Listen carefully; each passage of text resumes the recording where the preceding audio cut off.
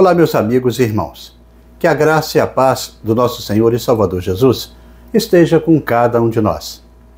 Começamos aqui mais uma lição da revista Palavra e Vida, produzida pelo Departamento de Educação Cristã, juntamente com o Departamento de Comunicação da Convenção Batista Fluminense. Esta revista, que foi escrita pelo pastor Eliseu Gomes da Rocha, com o título Gálatas, a Carta da Liberdade. Mas antes de começarmos, eu peço a você para não esquecer de se inscrever no nosso canal. No botão aqui embaixo, onde está escrito Inscreva-se. Curta, deixe o seu comentário, acione o sino das notificações e compartilhe para o grupo aí da sua igreja, para os seus amigos, para quem você conheça aí das suas igrejas. Toda semana nós estaremos publicando aqui uma nova lição para estudarmos juntos. A lição de hoje é a de número 5 e ela traz o título Abraão como modelo de fé. E que tem o texto base em Gálatas 3, de 1 a 9, o qual nós estaremos lendo neste momento para a nossa introdução. E o texto, ele nos diz assim: Ó Gálatas insensatos, quem os enfeitiçou? Não foi diante dos seus olhos que Jesus Cristo foi exposto como crucificado? Gostaria de saber apenas uma coisa. Foi pela prática da lei que vocês receberam o Espírito ou pela fé naquilo que ouviram? Será que vocês são tão insensatos que, tendo começado pelo Espírito, querem agora se aperfeiçoar pelo esforço próprio? Será que foi inútil sofrerem tantas coisas? Se é que foi inútil. Aquele que lhes dá o seu Espírito e opera milagres entre vocês, realiza essas coisas pela prática da lei ou pela fé com a qual receberam a palavra. Considere o exemplo de Abraão. Ele creu em Deus e isso lhe foi creditado como justiça. Estejam certos, portanto, de que os que são da fé, que são filhos de Abraão. Prevendo a Escritura que Deus justificaria pela fé os gentios, anunciou primeiro as boas novas a Abraão.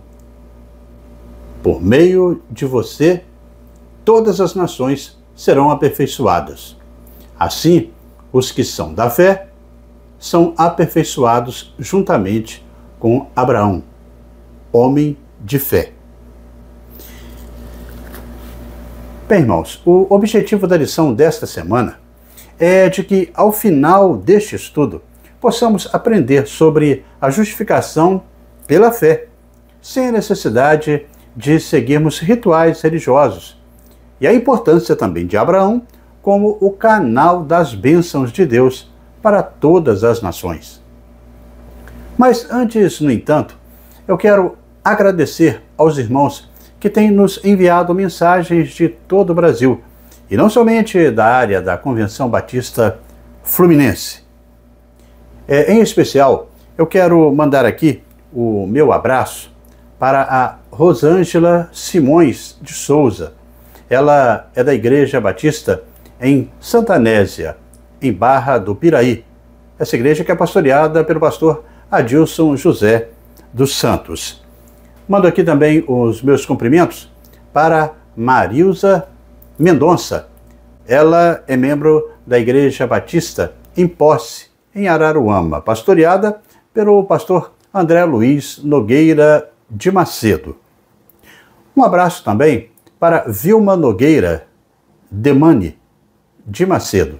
Ela pertence à Igreja Batista Recanto do Sol, que fica em São Pedro da Aldeia, pastoreada pelo pastor Rafael Antero. Meus cumprimentos para Ari Soares Alves, da Primeira Igreja Batista em Quitandinha, fica em Petrópolis, na região ali da Serra Fluminense. Um abraço para Cristiane Alves Moura e também para o Marcos Vinícius e para todos vocês aí que também têm nos acompanhado aqui pelo nosso canal. Quando você mandar o seu recado, não se esqueça de colocar de onde você é e qual a igreja que você pertence. Bem, irmãos, quanto à nossa lição de hoje, não sabemos aí exatamente como Abraão ele foi chamado, mas sabemos que ele era um caldeu, pagão de Ur, e que recebeu a visita do Deus Todo-Poderoso. E Deus ordenou que Abraão deixasse a sua casa, os seus parentes, para cumprir aí um propósito, que era abençoar todas as nações. Assim nós aprendemos. Apesar de sua esposa, Sarai, ser estéril e ambos serem de idade avançada, Deus os abençoou com um filho chamado Isaque. Na época de Paulo, a comunidade dos Gálatas era influenciada e muito por falsos mestres que priorizavam a observância das leis, como nós já aprendemos até aqui, sobre a fé em Jesus Cristo. Paulo ele ensinava que a nossa fé ela deve alinhar-se com a fé de Abraão, causando aí um desconforto entre os judeus. Pois ele afirmava que os gentios, através de Cristo, também se tornavam descendentes de Abraão e herdeiros das promessas. A justificação em Cristo Jesus não depende de ritos religiosos, mas de um salto de fé, que, confiando nas promessas e também no sacrifício da cruz, assim como Abraão confiou na promessa de Deus. E a lição de hoje vai falar sobre esse tema. E desta maneira, irmãos, chegamos ao primeiro tópico da nossa lição, e que traz o título A Justificação pela Fé. A justificação pela fé. Nos primeiros 2 capítulos da carta aos Gálatas, que nós já estudamos, o apóstolo Paulo ele tratou de sua defesa pessoal. Agora, nos 2 capítulos seguintes, ele defenderá de forma mais objetiva a doutrina da justificação pela fé. Dessa maneira, ele vai tratar desses assuntos aí com os membros daquelas igrejas cristãs da Galácia. Inicialmente, ele contesta as ideias dos falsos mestres que estavam demonstrando a insensatez de seus ensinamentos. As igrejas da Galácia estavam sendo invadidas pelos falsos mestres, como nós já aprendemos aqui nas nossas lições passadas, pregando um falso evangelho com uma falsa motivação, e assim retrocediam na fé e voltavam ao jogo do judaísmo. Essa falta de firmeza da igreja para aquela questão gerava aí um profundo desgosto no apóstolo Paulo. E ele, da forma contundente, ele exorta aquelas igrejas a uma robusta defesa da doutrina da justificação pela fé. Paulo ele destaca que seria ainda mais imprudente aos Gálatas aceitarem esse evangelho distorcido, ressaltando as consequências prejudiciais que tal decisão acarretaria. Paulo havia pregado a salvação e, após deixar os Gálatas, aquela região ali da Galácia, para seguir com a obra missionária, os falsos mestres eles aproveitaram dessa ausência e influenciaram aquela comunidade com o evangelho que se desenvolvia com as práticas da lei. John Stott, ele diz que o afastamento dos Gálatas do evangelho era não apenas uma espécie de traição espiritual, mas também um ato de loucura. Isso porque o conteúdo do evangelho é Cristo. E é este Cristo crucificado. O evangelho oferece a justificação e o dom do Espírito. O evangelho ele exige não obras, mas fé. Recebemos o Espírito pela fé e somos justificados pela fé. Assim é o verdadeiro evangelho do Antigo e também do Novo Testamento. O evangelho que o próprio Deus começou a pregar a Abraão e que o apóstolo Paulo ele continuou pregando em seu tempo. É a apresentação de Jesus Cristo, crucificado diante dos olhos dos homens. Nessa base, tanto a justificação como o dom do Espírito são oferecidos e se exige apenas a fé. Paulo, ele se dirige a eles como ó Gálatas insensatos. Havia uma cultura da região que considerava os Gálatas como rudes e também ignorantes. Mas Paulo os chama de insensatos. Não por essa cultura, mas por estarem trocando a graça pela lei, trocando Jesus Cristo por Moisés. A salvação apresentada por Jesus Cristo não exigia nenhum sacrifício pessoal. O arrependimento e a fé eram suficientes para os indivíduos alcançarem a salvação. A salvação pela cruz é completa, perfeita e eficaz, não sendo necessário nenhum sacrifício. É imprudente afastar-se do evangelho da graça divina e do compromisso com a cruz, optando por um caminho onde a salvação ela é condicionada aos esforços humanos e, por fim, resulta em desapontamento e condenação. Chamar os Gálatas de insensatos é uma expressão justificada diante dessa escolha equivocada. Ele afirma em Gálatas, no capítulo 3, no versículo 1, que não foi diante de vós, como diz o apóstolo Paulo, que Jesus Cristo foi exposto como crucificado, como lemos aqui. Ele não está afirmando que Jesus Cristo literalmente foi crucificado diante dos Gálatas, pois a crucificação aconteceu lá em Jerusalém, muito antes disso tudo acontecer. Ele se refere à sua pregação, que ensinou o verdadeiro evangelho, e neste momento eles estavam perdendo a sua convicção. A palavra insensatos, utilizada no grego aqui nesse texto, significa tolo espiritualmente, nécio, e descreve uma ação sem sabedoria. Donald Graff, ele é um teólogo britânico da Universidade de Londres, onde foi professor de estudos do Novo Testamento. Ele disse que a palavra insensatos, nesse texto, sugere não só incapacidade de pensar, quanto a falha em fazer uso dos poderes mentais. Paulo ele ensina que o tropeço deles era mais uma questão de demência do que de ingenuidade. Quem vos seduziu? Pergunta Paulo, assustado, mesmo sabendo a resposta. A palavra seduzir significa no grego enfeitiçar alguém. E era essa a visão de Paulo em relação aos mestres que estavam na Galácia. As heresias funcionavam como prática de grandes ilusionistas, mágicos. Eles estavam entrando com ensinamentos que mudavam a verdade em mentira e a mentira em verdade.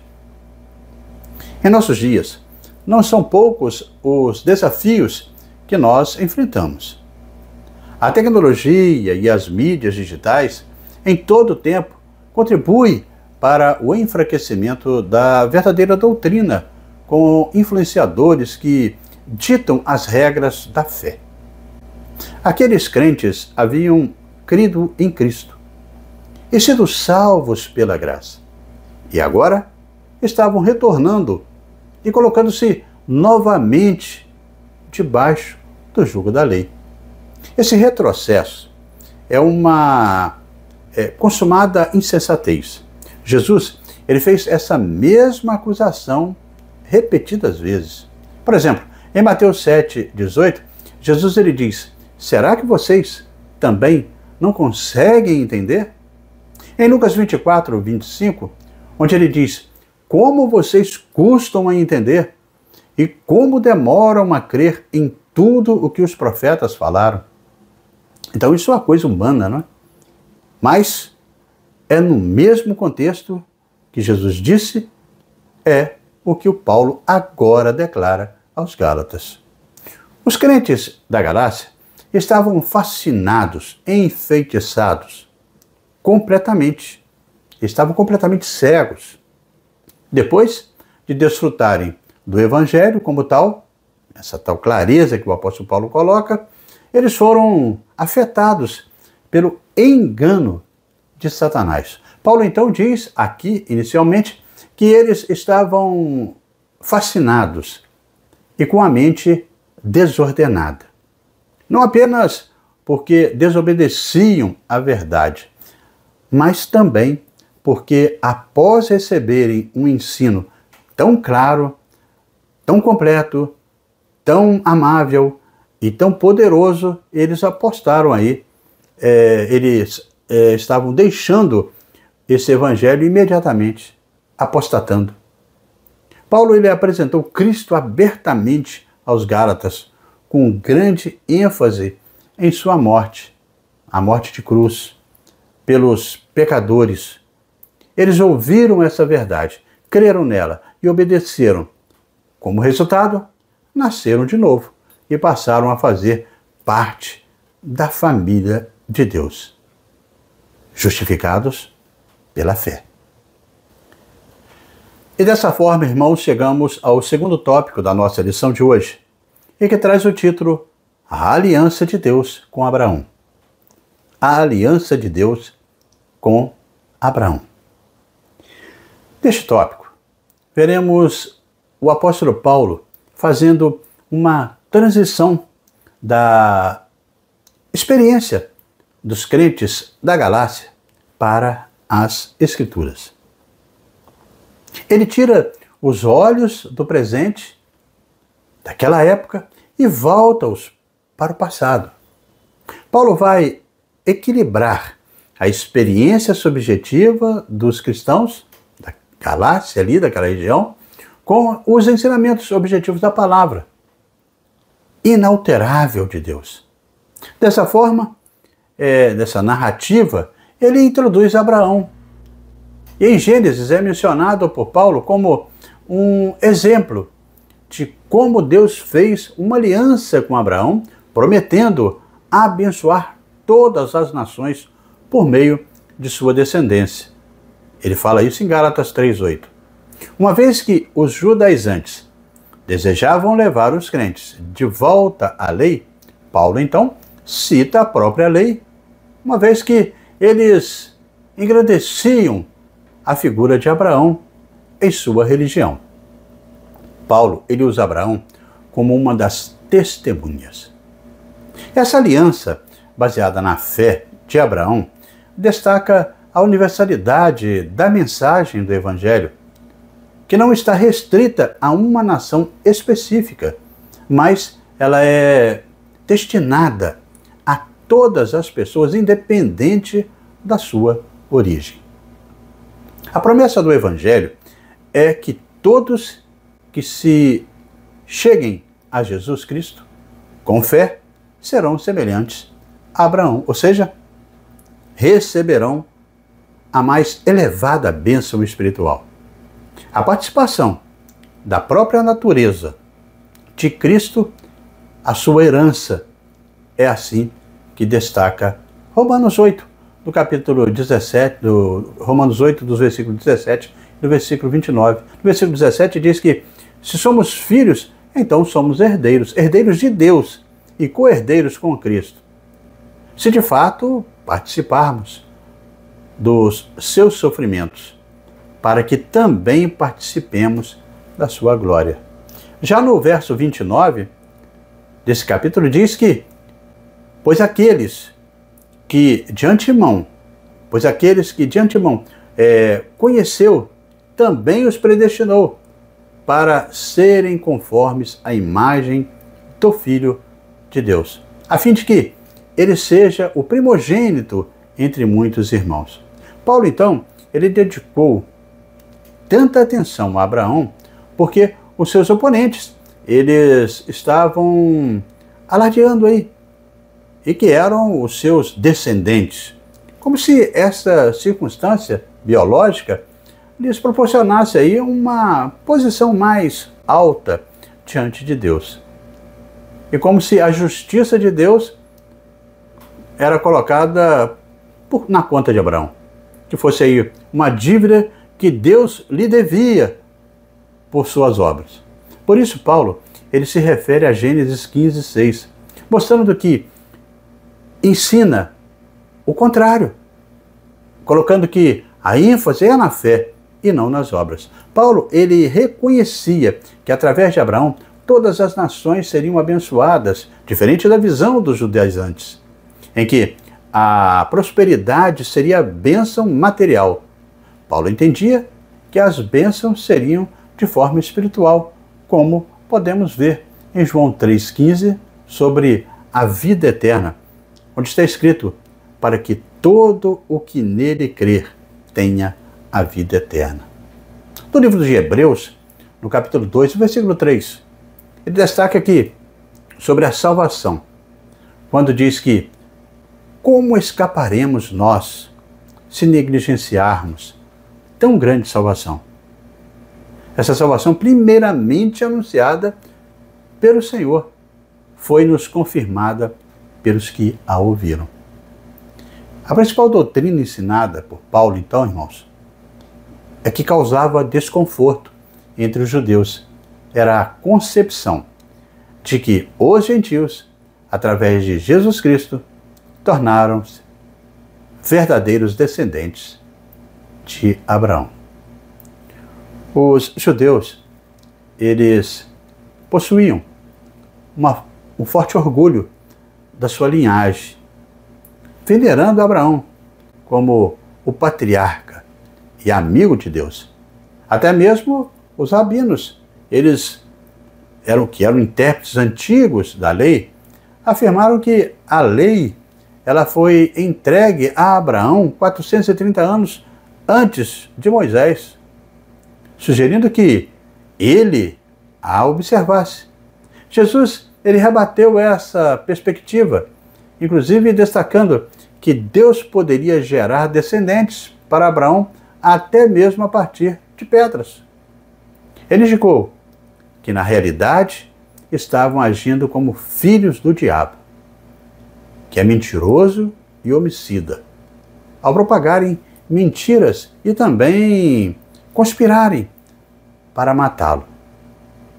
Desse modo, desde o ministério terreno de Cristo, uma intensa controvérsia surgiu em como essa questão desse tema, em considerar-se descendentes diretos de Abraão, era tão profundo que quando Jesus os chamou ao arrependimento, à fé, eles questionaram a necessidade de arrependimento.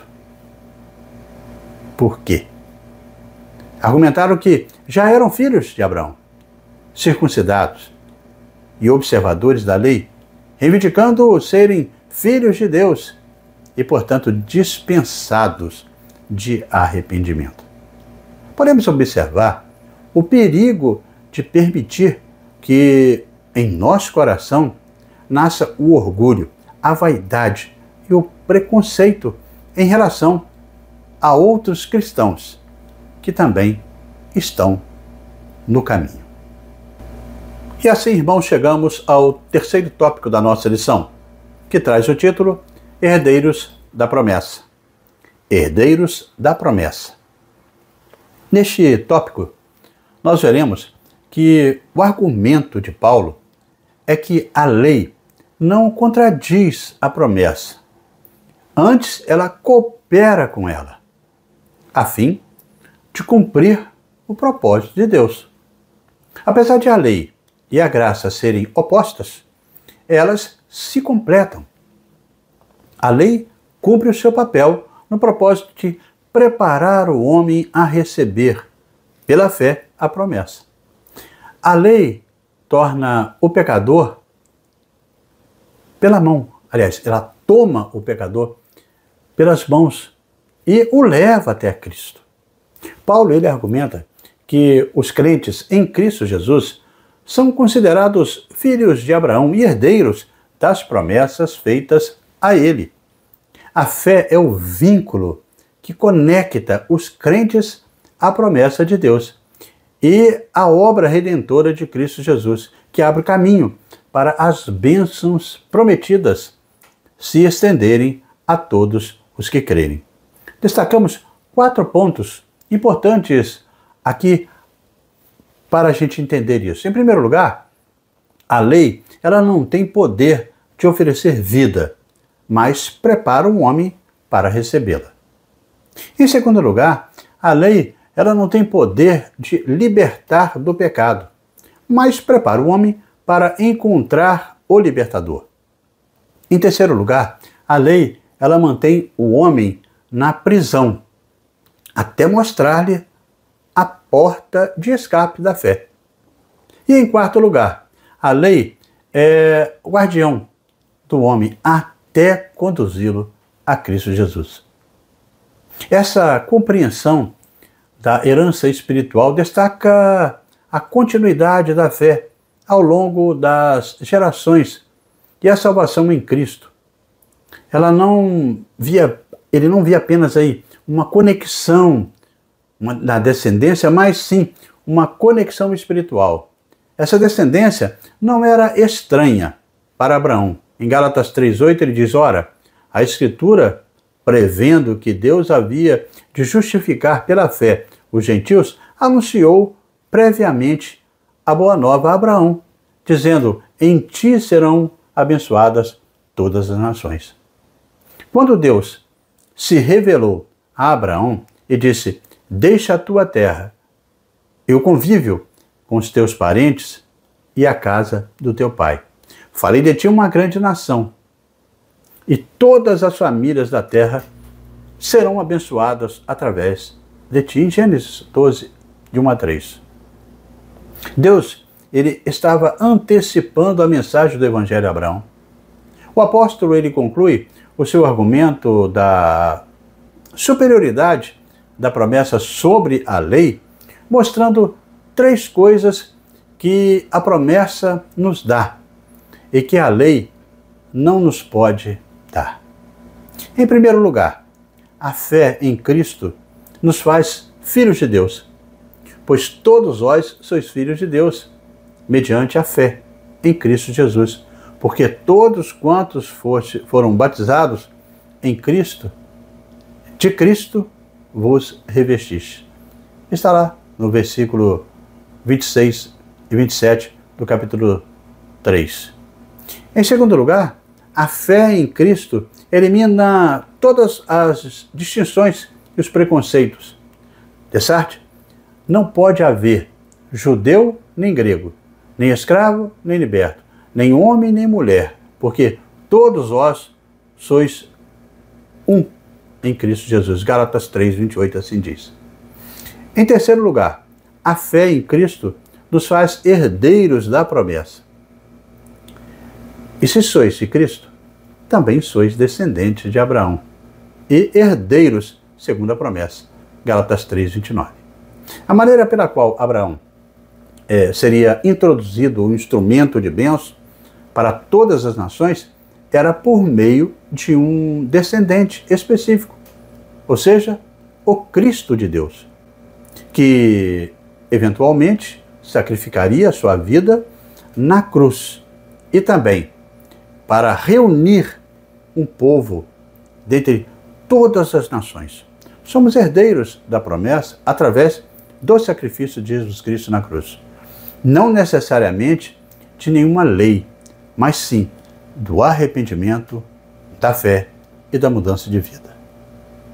A herança foi disponibilizada para todas as nações através da linhagem de Abraão, a fim de reprimir a visão de ser amaldiçoados por não praticarem a lei judaica. Paulo vai afirmar o contrário. Seremos abençoados quando deixarmos as leis e nos aproximarmos com fé, assim como Abraão foi fiel e abençoado. Vimos que em Cristo pertencemos a Deus e uns aos outros. Em Cristo também permanecemos e pertencemos também a Abraão como descendentes espiritual dele, pois em Cristo nos tornamos herdeiros da promessa que Deus fez a Abraão. Jesus Cristo é o descendente de Abraão, e aqueles que pertencem a Cristo são os verdadeiros descendentes de Abraão e herdeiros da promessa, essa promessa feita a ele. Essa promessa fala da herança da justificação, da salvação e da bem-aventurança eterna que encontramos em Romanos 8, dos versículos 15 até o versículo 17. E neste caminhar, irmãos, chegamos à conclusão dessa nossa quinta lição deste terceiro trimestre da revista Palavra e Vida. Concluímos essa lição com Gálatas 3:9, que diz: desse modo, os da fé são abençoados, juntamente com Abraão, homem que creu. Abraão, apesar de suas falhas, recebeu perdão e bênçãos de Deus. Quem crê não busca justificação pelas obras da lei, mas sim pelo arrependimento e mudança, reconhecendo o amor e a misericórdia de Deus através da fé. Somos pecadores e podemos cair, mas Deus não nos abandona. Reconhecendo as nossas limitações e oferecendo a sua graça para todos que desejam um novo nascimento. Sua graça está disponível para todas as pessoas, independentemente de tribos, raças ou nações. Nossa fé se espelha na de Abraão, confiando em Cristo, descendente de Abraão. Hoje somos reconhecidos como o povo de Deus resgatado pelo sangue de Jesus na cruz do Calvário. Ilustrar o argumento da fé por meio de Abraão foi um movimento corajoso de Paulo, e por várias razões, dentre as quais nós destacamos, em primeiro lugar, que as principais autoridades religiosas judaicas, e com certeza seus adversários lá na Galácia, eles insistiam em afirmar ser Abraão o pai. Por exemplo, em João 8:53, assim o diz. Em segundo lugar, em torno do patriarca Abraão, gira a antiga aliança, conforme Gênesis 17:9. E em terceiro e último lugar, a marca externa que une os adversários de Paulo e ele próprio a Abraão é o rito da circuncisão, da qual Paulo ele prescinde em favor da fé em Cristo Jesus, de acordo com Colossenses 3:11. Além disso, os inimigos do Evangelho e os crentes que estavam sendo desvirtuados em sua fé foram surpreendidos por duas afirmações. A primeira é que a herança da vida foi outorgada mediante a promessa da descendência ao patriarca. Assim está escrito em Gálatas 3:18. Na carta aos Romanos, Paulo ele já explica que o cumprimento dessa promessa é Cristo, de acordo com Gálatas 3:16 e também Romanos, no capítulo 9, os versículos 5 e 7. E dessa forma, chegamos ao nosso momento para pensar e agir, com 3 reflexões propostas pelo pastor Eliseu Gomes da Rocha. A nossa primeira reflexão nos indaga se valorizamos o chamado de pessoas que foram importantes na nossa conversão. Ao analisarmos, muitas pessoas foram usadas para que pudéssemos chegar onde hoje nós estamos. Deus, ele usou um exército de regenerados para que a sua palavra e a sua salvação nos alcançasse. Dê graças ao Senhor por cada uma daquelas pessoas que foram usadas por Ele para esta tão magnífica obra. A nossa segunda reflexão nos indaga se reconhecemos a importância da crucificação de Cristo para a remissão de nossos pecados.